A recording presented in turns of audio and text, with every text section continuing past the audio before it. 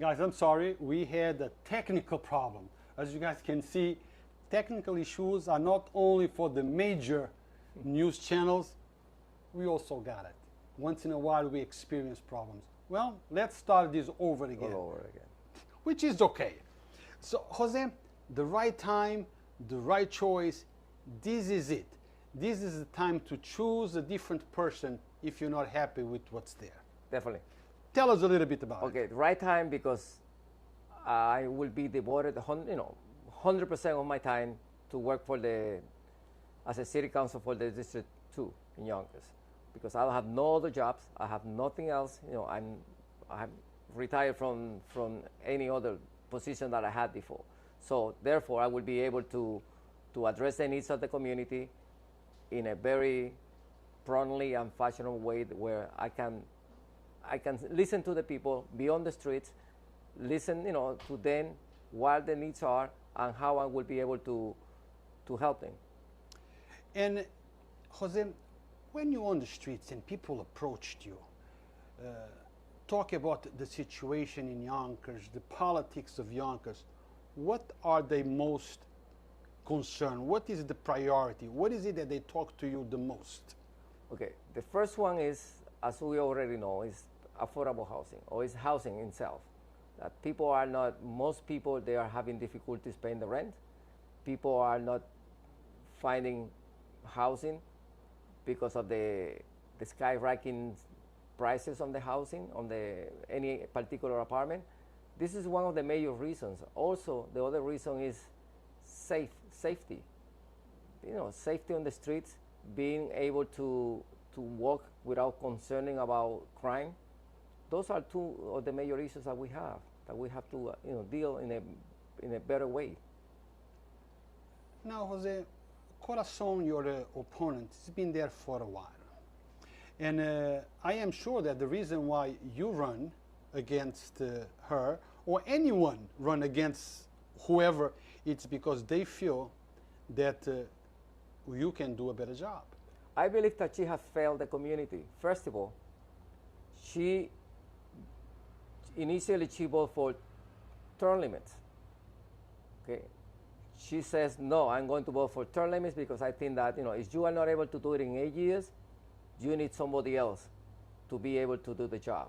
So now, at that point, it was very, very politically convenient for her to vote for it, against it. But now that she's that her term is expiring, she decided to run. So that's hypocrisy in her part. I mean, she was really committed to leave, vacant the position after 4 years while she's running, because of her own interest or because of the community. And it's an outcry in the community for her to leave. There are 3 more candidates against her. So that tells you something. So if she couldn't do it in all these terms that she's been there, what make her think that she can do it now? That's your stance, basically. Yes, that's my stand. 8 years, almost 8 years, and she was not able to accomplish and solve most of the issues that we are facing. The community is still the same. I mean, as a matter of fact, even in the last 3 or 4 decades, they've been struggling with the same situations: housing, affordable housing, crime, the infrastructure, the environment, all the conditions that they are not a privilege. They should be a right for the community to live. Now, Jose, let's talk about those things, but in specific. The way you see it, what is top one? You already said housing. Mm-hmm. So let's talk a little bit about housing, about the affordable housing. What is affordable housing? Let's define, because affordable, it's a very loose term. It is a loose term. What is affordable to you might not be affordable to me. It's very relative, as you will. Yes. So let's talk about what is affordable housing, so people who are watching us can understand. I know they all know, but let's talk a little bit more about it. Okay, this has been a talking point for the longest, but the way I define affordable housing is a place where you can pay 1/3 of your income if you are in a fixed income, or you don't utilize most of your resources to pay the rent. so you have enough money to have a quality of life. That's affordable housing. And in terms of the legality of the affordable housing, they shouldn't be using the Westchester County media income in order to make the formula for affordable housing. So they are putting in the same boat the people who are living in Chappaqua, the people who are living in Bedford, and the people who are living in Yonkers. So obviously, they are not going to have the same income. So they should be modified. They should be adjusted to the income of Yonkers itself. That's the main issue why this affordable housing is not affordable. Because you're talking about affordable housing for a family of one could be $60,000. So just calculate now that they just calculate 40 hours by 15. That's not affordable. Nobody makes that money in this area. No, but now I want to bring most of the people. I mean. Yeah. Now I want to bring another point. I have been inside many of the apartments in the riverfront, and they are supposed to be also for Yonkers families, correct? Yes, they are. Supposed to be. It happens that most Yonkers families have 1, 2, and 3 kids. Most of the apartments there are small studios. Which families are they thinking about that are going to go there? Is this just a term used in order to get some deals made, or the intent is really to help the Yonkers families in those apartments? Well, I think those apartments they are directed to what they call the millennials, people who reside, who live, people who go to work in Manhattan and they come to Yonkers to live, and most of the time they spend all their money in the city because they work there long hours. So that's not, the structure, the way they are designed doesn't meet any needs of the population at large in terms of the housing needs. It has to be 2 to 3 bedrooms, and 3 to 2 bedrooms with an increase of up to 20% of the occupancy should be for affordable housing. At this point, it's 10%, and as we know, there was a proposal which happens to be still in committee for 20%, but it hasn't moved from there because Mr. Rubo, who happens to be the chairman of the real estate committee, is holding it. You think that Mr. Rubo might have a different interest there? It appears to be because where he has a business where? I think it's in the waterfront, isn't it? Yeah. He has a business there. Yonkers Brewery, right there. And I'm pretty sure that he mingles very, very much with the developers in that area.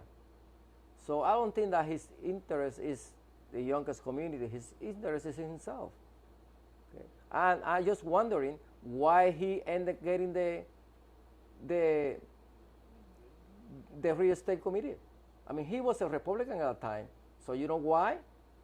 Because of the backdoor deals that they have made, Corazon Pineda. So in order for her to become the majority leader, she gave the real estate committee to Rubo. She gave the budget and finance committee to Mirante, and she gave to Green the operational, municipal, and safety. So the 3 of the most major and most important committees, they are held by Republicans or former Republicans. But Corazon is the majority leader. She's still the majority leader, but she just deals with the operation, with operations and codes, I believe. Why do you think that is? Because she wanted to be the majority leader, so she make a bad deal, backdoor deals. So that shows you the transparency. Is she a real Democrat or what is she? See, that's the thing. Rubo was a Republican, now is a Democrat. The Democrat, supposed to be a Democrat, looks like she's a Republican. So what the hell is going on? There's no transparency. They are looking into the political convenience. So if it is convenient to be Republican at this point, that's what they are. If they are not, so they become Democrats. So where are the principles? So if you had to vote, if it comes to you, you would vote on the 20%? Definitely, 20%. You think there is any chance of that passing? Well, the Democrats has majority. I mean, the Democrats there, how many they have? We have, Yeah, but it's not, I don't think it's just to think about, oh, we have the majority, we can pass whatever we want. We also need to look at the interests of Yonkers. Now, you think the developers would build in Yonkers if they have to give the apartment at 20%? If they really want to, if they really want to come to Yonkers, they know that Yonkers is the place to be at this point, close to the, with the proximity to the city and the high rents in the city and all that, they will compromise. They're still making a lot of money. They are making big monies with all the incentives that they are receiving and the tax evasion that they are getting. Of course they will. It's like they're not pushing hard enough. I was interviewing somebody maybe a month ago, and I asked that very same question. And his answer was, look, if those developers don't want to come to Yonkers, there is other developers in this world. So others will come. Many, there are many. They are seeking. There is so much money around that they are eager to invest. So these particular developers, they will come, and someone else will come. Now let's move to crime. Okay, Jose. The District 2, it's one of the districts that it's more infested with crime. Yes. Crime left and right, regardless if it's 1 in the afternoon, 2, 3, 4, 5, whatever time. Time doesn't even play nothing in regards to crime. Shooting, stabbing in the middle of the day, school buses driving around, shooting takes place. That is a problem. Yes, definitely is a problem. It's a problem for the quality of life and the safety of the people. Yes, indeed. Now, so we have to address the issue in a very more proactive role, in a way that it would be more effective and efficient. Now, we all know there is a problem. It does not take a brain surgeon to see that there is a problem. What we need is solutions. Well, I will propose one of the first solutions would be to have more community policing. Have more police out there walking the street, so they will get more engaged with the community. But Jose, this morning at around 10:30, I had an interview at the police headquarters, and that interview was all about recruitment. Okay, there is a program going on, there is a campaign ads going on, and we all want more Latinos in the police department, more people of color in the police department. The mayor constantly tells that Yonkers is a inclusive and diverse city. I think he's right on that. But the reflection okay, of that diversity and inclusion is not seen, in our police department. But I cannot blame him or the police department. We need Latinos and people of color to sign up. If they don't sign up, Jose, we're not going to have them. I agree with that, but we have to go deeper than that. That's seeing what it is. Well, at this point, in this moment, there's only 20 African American police officers out of the force of 606, I believe. And Latinos, I don't know exactly the amount, but they might be like 25. So that's not a reflection of the community at large at all. So the Latinos represent at least, with the African American, 53% of the population of Yonkers. Okay. So they are underrepresented. Also, the issue in regards to why they are not getting enrolled in the police anymore. Most people, they have an apathy for the police because they've been there's always good cops and there are always cops that they don't do the job. So just like there is good doctors and bad doctors. So they have an apathy for the law enforcement, and they don't want to be part of it because of the stigma that they have among communities of color, about the marginalized communities. And besides that, there's a high percentage of these young kids that they have criminal records. Because remember, before, for just to have a very small portion of marijuana, you will get a felony charge or a misdemeanor charge. So those are some of the circumstances why they are they are stopping people to go and get the test. take the test. And secondly, the education system. If the School of Yonkers, they are not funded in a proper way that they can provide the best education, how they are going to learn these kids? And the empathy of the teachers and with these students, that most of the teachers here, they don't reside in the area. They don't share the same values and Yes. and expectations. Jose, I understand that, and that might be the root cause of the problem. Exactly. But what are we going to do today? Okay, the test is going to be in September. Last day of the application is July 14, if I'm not mistaken. This is now. How are we going to resolve this problem today?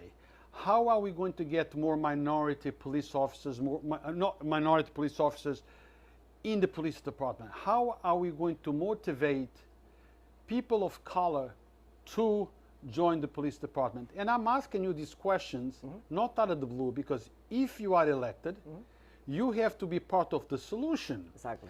How to make that happen, how to motivate people to join, how to change that mindset that you just made reference to, because they had bad experience, because they have left with a bad taste in their mouth. The last thing they want to do is join those that actually hurt them in the past.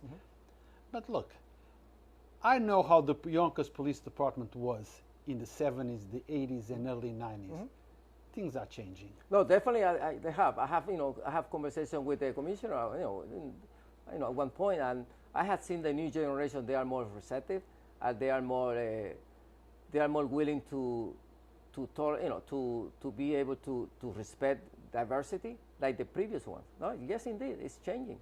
But it has to change a lot more. I have interviewed the commissioner many times. He is aware of it. He says the work is not done. We are not close to be done. There is a lot more to be done. But for that work to be finished, we need to find a way to motivate Latinos and people of color to join the police department. I think there has to be a more aggressive recruitment, not just posting signs on all the bodegas. That's what I'm seeing. I've seen posters all over. It has to be more active recruiting, going to the schools, talking to the kids in school, and telling the opportunities that they have, and sending people of color to those schools to try, so they can identify with that person. I agree, but police department go in certain areas and talk. There is still a little friction. Not too many people will step forward and talk to police officers on slow bombs or other projects. But I agree, we need to have a stronger recruitment, yes, more aggressive. Okay, I see recruitments on News 12 and all these.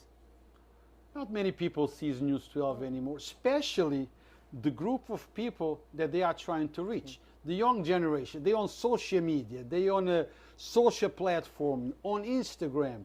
That's where we need to reach them. They can even go to colleges and recruit in colleges. I don't think they're doing that. Just send people to college. There's a good salary, entry-level salary. Any kids with a associate degree, any kids with a bachelor's degree will be able to jump into that. So why, I don't know if they're doing it, but if they haven't done it, they should be doing that. Exactly. Reaching out. Now, as you know, Jose, this is an interview that has been live streamed on Facebook. Okay, and there is questions coming in. Okay, this is not a make me feel good interview. Okay, it's an interview where you have the opportunity to answer questions. Okay, because maybe the way you answer might be a vote for you. All right. So some questions might be comfortable, other questions might not be comfortable. But that's politics. That's the life you chose, right? Yes, yes, indeed. You made that choice. I did. Or did somebody made you do it? No, I made that choice. Okay. This comes from Hector Santiago. Okay. Hector Santiago is saying, in terms of uplifting fellow Latinos, what has Jose done to help Corazon help us? She's the first Latina to ever hold a majority leader position. And it's unfortunate to see us going against our own without attempting to work alongside. Well, before you answer, I have to give Mr. Hector Santiago food for thought. Hector, she is a Democrat. She's the majority leader, which means Democrats hold control. She gave 3 key positions to 2 Republicans and John Rubel, who was a Republican but had just changed to Democrats. Shouldn't she be representing the interests of the people who voted her there? Because if she was voted to Democrat majority leader, it meant that we wanted a Democrat platform. Now I'll let you, please. Well, basically, you summarize, and I pointed out the issue before, that yes, indeed. I mean, that doesn't mean, she is the first Latina. Yes, indeed. But no one is taking that away. I mean, nobody, I'm not disputing that. But being Latino doesn't mean that you share the interests of the other Latinos in the community.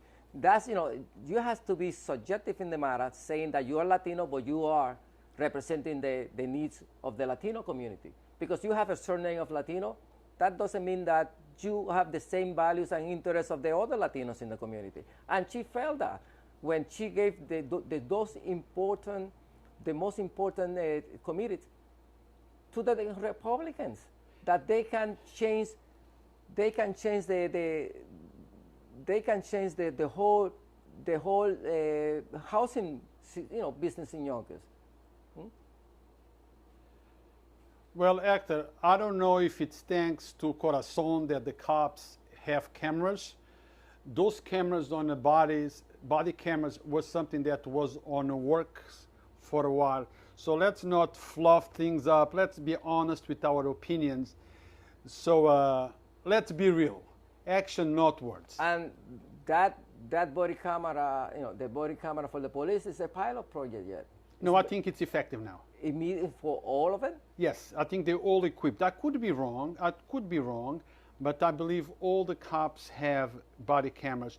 But well, how long did it take? It took years and years. That was proposed many years ago. But I have, it took, but the body camera's been on conversation for a while. But finally, because of all the things that are going on around the country, it becomes a must-have. But I don't think it's give credit to one particular person. I think this was more like a group decision. I know that the police commissioner was in favor of it. I know that Mayor Mike Spano was in favor of it. And I know for a fact that many other council people were in favor of it. So just give it credit to Corazon, I think is an overreach. And so that's my opinion. And vote for somebody or support somebody just because they are Latino, that's another overreach. Yes. I don't think we should vote for a black person just because that person is black. I don't think I should support a Latino person just because the person is Latino. I support that person if that person is doing a good job for the people she was elected to represent. No one is elected to represent one class of people, one race of people, one type of people. They are elected to represent the people. The district, yes. The district. I agree with that. Education.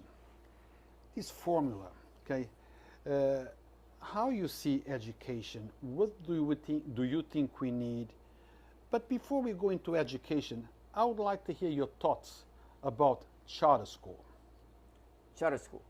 Okay, I don't believe that we needed another high school in Yonkers. Why do we need another high school in Yonkers? Jose, because we don't have enough schools in Yonkers. We need. How many do we have? How many? We have schools that are like 40, 50, 60 years old. The population in Yonkers, it's growing at unbelievable rate.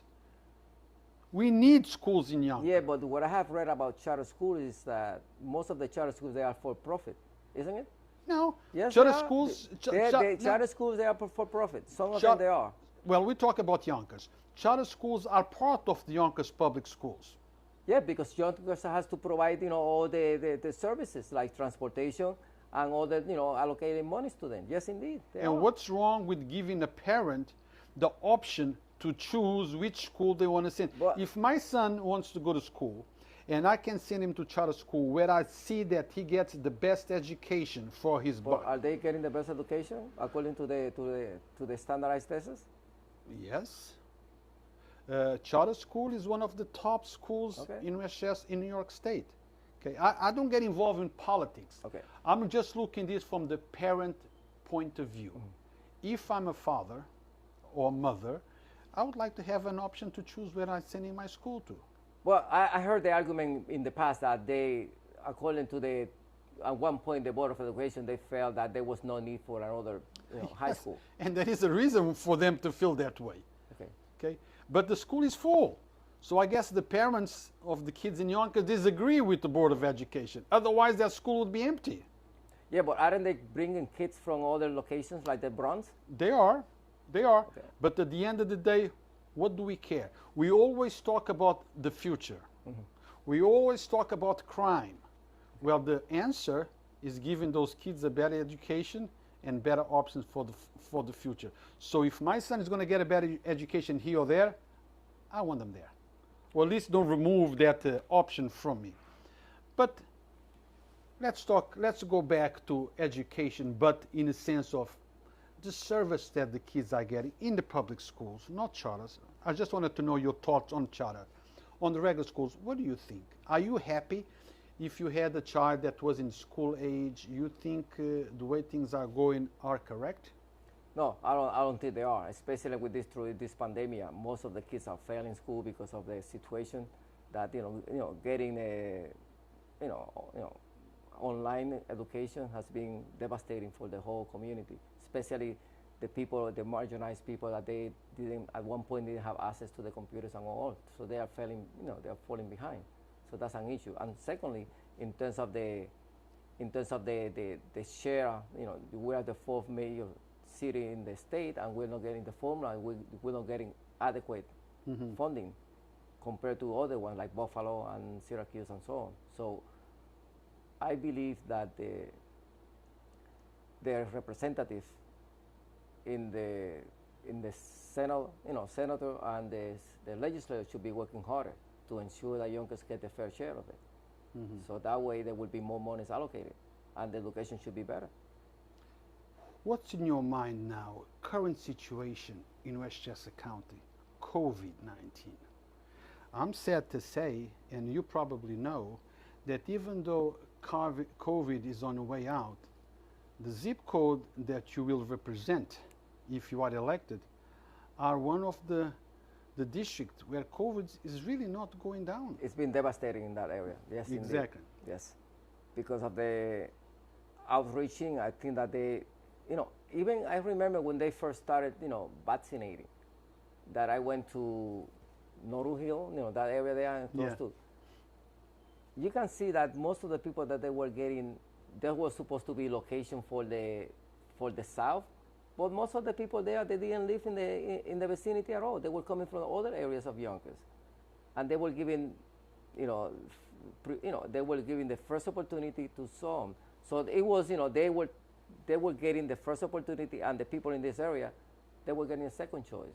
So it took, it was a delay, if you will, in getting the vaccine for the people that they most needed. And that's why they suffered a lot.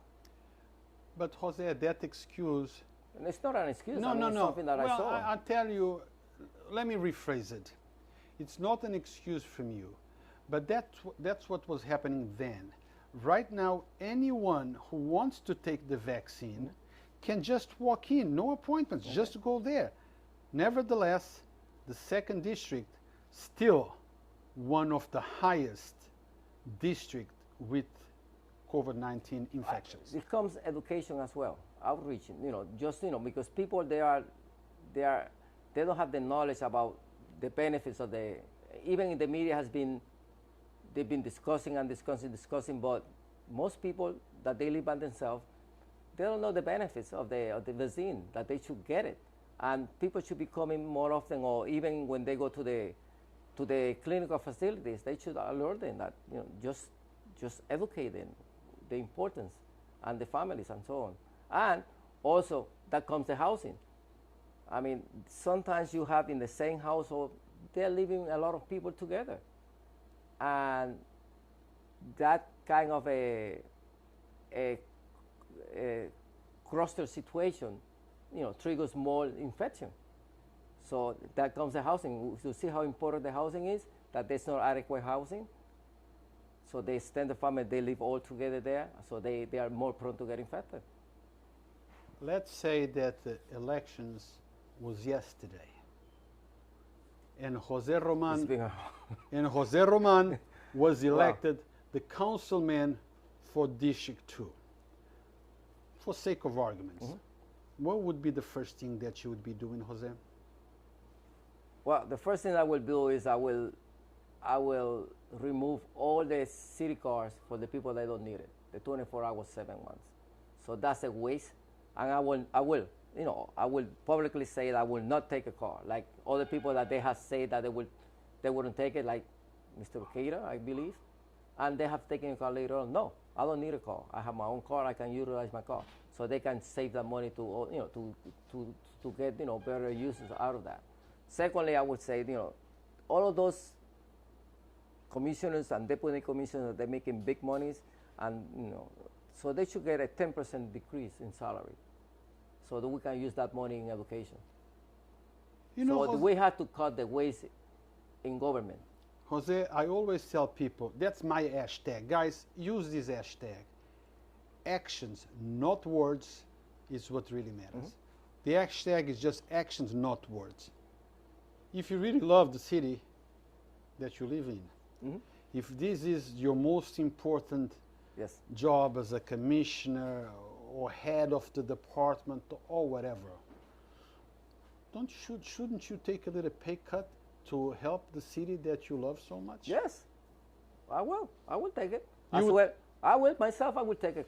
You heard it. I will take it. Definitely. I will make, as a matter of fact, I will make that position a full-time position. So that will avoid conflict of interest. Like right now that they are having a lot of conflict of interest, people working 2 jobs, people working with the city, like working as a city council in the city, like Ms. Corazon Pineda, and working with the Westchester County, making 2 salaries. So my question is, where's the loyalty? Is that illegal? It's not illegal. Unethical? Unethical, and I will go closer to immoral, because how much time do you have to dedicate to the people of Yonkers if you are working full time in someplace else? Now let's move to homeless. Homeless is another subject that affects your area very much. Okay, affects the area because those folks, I call them the hashtag forgotten ones. Those folks are humans just like us. They have their needs and they need attention. They need attention.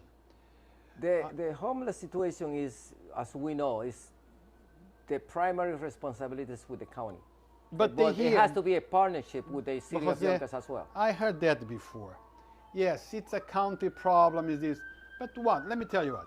Once they're in Yonkers, they are Yonkers' problem. No, I'm not disputing that. What I'm saying is that the role is because I was, as you might know, I was working for DSS for many years, and I dealt with the homeless on a regular basis. I dealt with children in need on a regular basis, so I know the needs. I know the situation. I know that you're very well, informed on the know-how or how the system works, and where is the root problem.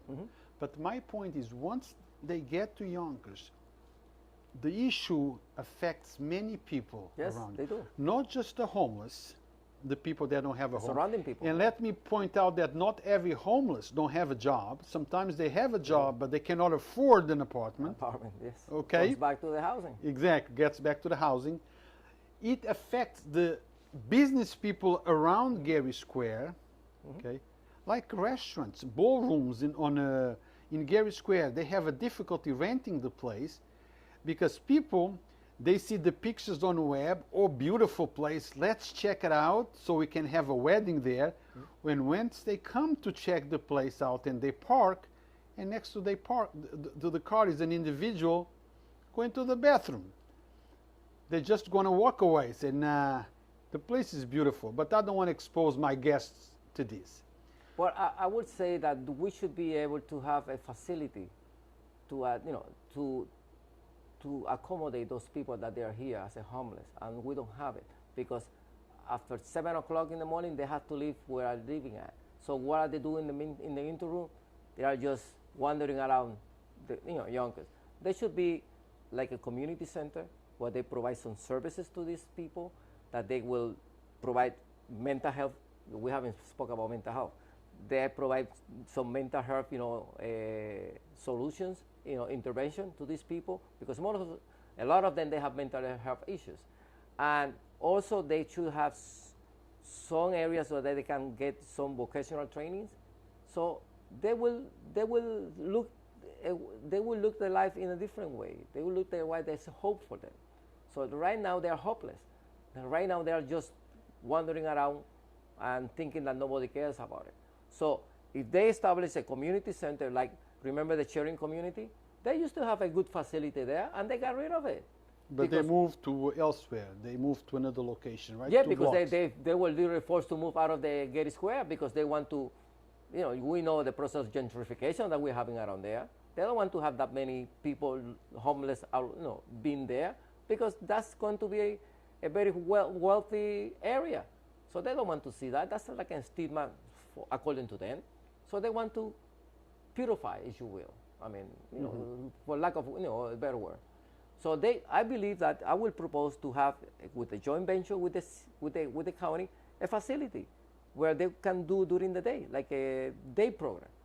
So we can offer trades, we can offer education courses. They can be there, they can be treated, for their mental illness, and they have like a mini clinic. And they can become productive. Yes. Now, I have covered drastic situations where they found deceased people. In many occasions, I can point out the one on Elman Palisade in the parking lot, the one that was found frozen in a bus stop, and lately the one at the ShopRite parking lot. Yeah, yes. What about the family, Jose? What about the support? I see that a lot of people, they get very upset when somebody actually exposes the problem, the homeless problem. Oh, the person you film is my father, the person you film is my brother, my sister, my whatever, okay? But then I ask, yes, my condolences to you on your loss. You show me a lot of love for your family member. Where were you when that family member was sleeping there? What did you do? Exactly. I understand that sometimes because of mental illness it's difficult to deal with them, but if it's your family member, maybe you cannot take him home for whatever reasons, but maybe you can guide him to the proper channels to get help. I agree. Yeah. What do you think about that? Should we blame the person who's actually filming, or let's put our energy towards those that are causing the problem? In my past 28 years working with DSS, I saw that so many times, that people that they became homeless, or people that they were victims of domestic violence, people that they were victims of child abuse and so on, people don't take a proactive role to try to defend them, to try to rectify the situation, to try to better them, those people. They just take the easy way out, just avoiding them, not being empathetic to the situation, because it's a hard situation that they're facing, but you have to be fully committed in order to help them. And that's, I always say, that's the easy way around that. Oh, I mean, he doesn't want to be helped. A helpless, mentality that they have. No, they should take a proactive role to the services in the community. There's a lot of networking that you can do to ensure that you can help that family member. And be there, be empathetic, be there. Even though they don't want any help, you can come out there and talk to them, try to fulfill the needs, and give them love. Sometimes love is all they need. Yes. There is a song like that, right, Jose? Yes, indeed. Love is all they need. A hug, a care. And you know what? I think that if you truly love somebody, if you really care for that person, show me their love before I pass. Exactly. Not after. Not after. Like most often, that's what happens. Yeah. Yes. And that doesn't happen overnight, that people get in that predicament. You can see the signs throughout the years, throughout the trajectory. There's a trajectory that you can see, you can pinpoint. And when they need the intervention, why you didn't do anything about it. Exactly. It doesn't happen, that they decided to be homeless one day, and tomorrow they're homeless and they're living on the street. No, that triggers. That's the key word. What did you do about it? Mm-hmm. What places did you go seeking help? Mm-hmm. What did you do?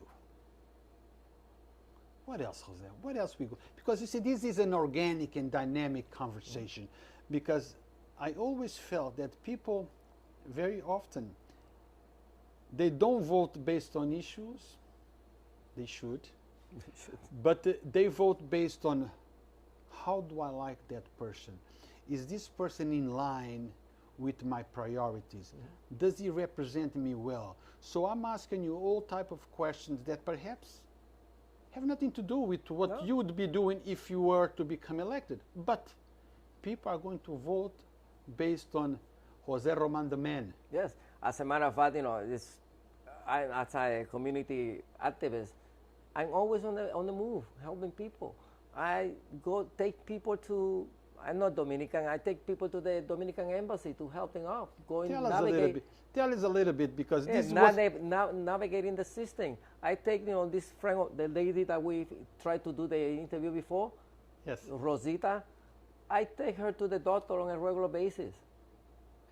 That's important, because you see, Acta's question before is, what have you done to help the Latino community? Okay, and the Latino community knows me because I'm always willing and able to assist, whatever in my capacities. And I'm pretty sure there's a lot of testimonies out there. They told me when I was in DSS, I was one of the few Latinos. I was always, I will neglect my job to help them out there when they were there. And I still doing it on a regular basis. Whatever comes for immigration, I'm there. Even I have to take it to a lawyer to get some consultation. I do all of that. And that's behind the scene, because I don't want any recognition. I do it because it's within myself to do that. So you don't need to be elected to help the people. But if you are elected, you can help them. I will elect them I will help them in a different way, trying to change the laws that they are not beneficial for them. Well, Jose, and to be equally represented. We have to conclude our interview sooner or later. We've been here for almost an hour. It's great. We can continue doing it. Time goes fast when you're having fun. Yes. So guys, if Jose Roman represents what you think it's important, if you are aligned and he's aligned with the way you see things, if you are aligned with his priorities and his priorities are your priorities, then show it by voting for him, Jose Roman, for councilman on 2nd District. Jose, I'm going to give you the pleasure of doing a closing. Tell them whatever you need to tell them. Well, go ahead. So, I'm, as he mentioned, I'm running for city council for the 2nd District. So I'm in the, line 11, Jose Roman. So I'm looking forward for your support to continue doing my community work, and being elected, I will be able to do more for the community. So I will be within the government, so I will be able to bring all the issues that they haven't been met. Jose Roman for City Council for the 2nd District. Thank you very much.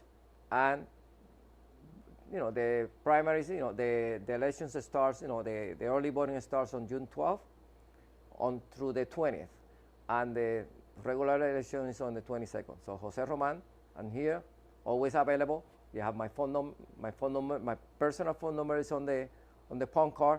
You can always see me walking the streets. You can see me, eating in the community, patronizing the community, supporting the community, all the business in the area. So I'm very reachable. I'm always around there. I'm not here because I'm running for office. I'm always in the street, dealing with the people. Jose Roman, thank you very much. To conclude, I have to make my statement. I have to let you all know that Yonkers Voice does not endorse or oppose any candidate. Our only job is to inform you, to let you know where each candidate stands so you can make an informed decision. Thank you for watching. Until next time. Oh, before I conclude this, I gotta say this, Jose. Guys, I bought a brand new pair of sneakers. Check it out. Let me know if you like it. Thank you all. Until next time. All right.